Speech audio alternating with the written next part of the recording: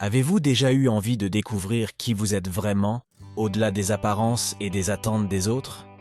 L'histoire de Sergio nous montre comment le courage d'explorer son identité peut conduire à des découvertes incroyables et à de profonds changements. Restez avec nous jusqu'à la fin pour un twist qui vous laissera sans voix.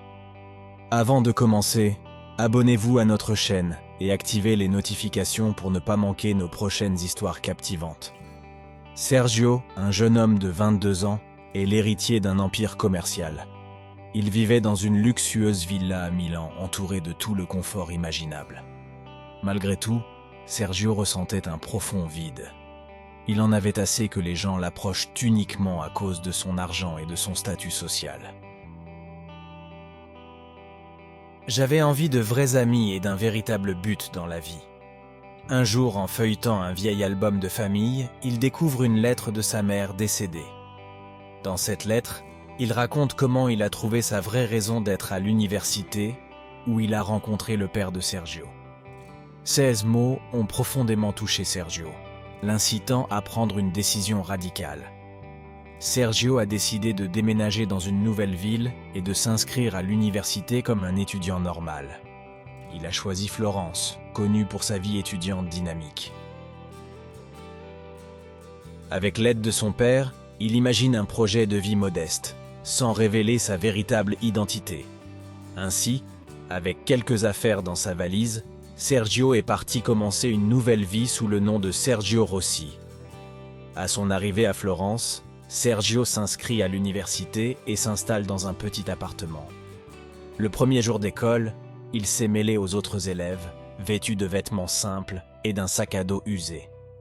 Elle se sentait vulnérable et espérait trouver de vrais amis. Les premières semaines à l'université ont été difficiles pour Sergio. Habitué à être traité avec déférence, il connaît désormais l'indifférence et parfois le mépris de ses pairs. Lors d'un cours, l'enseignant a demandé aux élèves de former des groupes pour un projet. Sergio s'est timidement approché d'un groupe de camarades de classe, mais a été accueilli par des regards méprisants et des commentaires mordants. Pourquoi devrions-nous travailler avec lui? Il ne peut probablement même pas payer sa part du projet, a déclaré Remo, le leader du groupe, avec un sourire diabolique. Alors que Sergio s'éloignait, blessé et humilié, un gentil jeune homme nommé David s'est approché de lui. « Bonjour, je m'appelle David, » dit-il avec un sourire chaleureux. « Ne t'inquiète pas pour ces idiots. Veux-tu rejoindre mon groupe ?» Sergio, reconnaissant de la gentillesse de David, a accepté. Ensemble, ils ont commencé à travailler sur le projet, partageant idées et connaissances. David s'est avéré être un ami fidèle, quelle que soit l'apparence ou le statut social de Sergio. Au fil des jours, Sergio et David sont devenus des amis plus proches. Ils ont déjeuné ensemble, ont ri et se sont soutenus.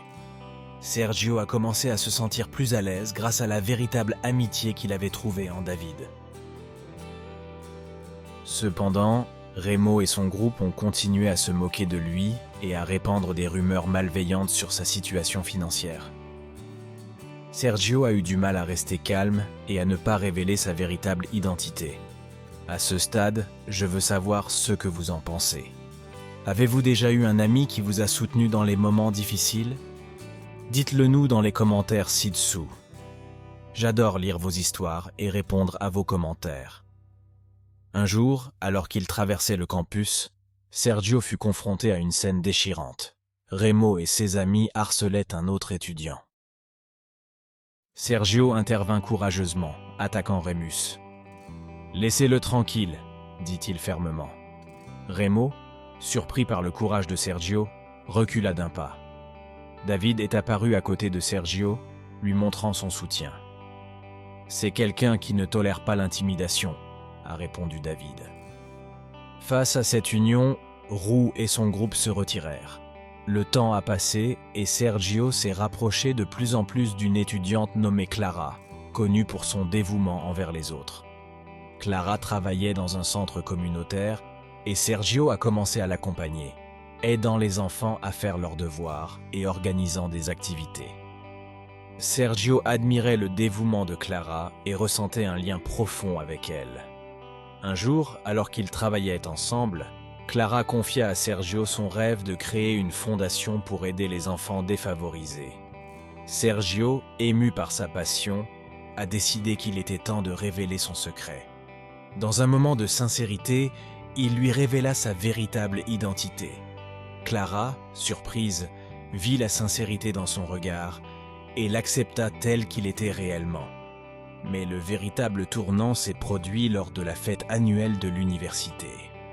Remo et son groupe avaient prévu d'humilier publiquement Sergio en lui montrant des images manipulées pour le diffamer.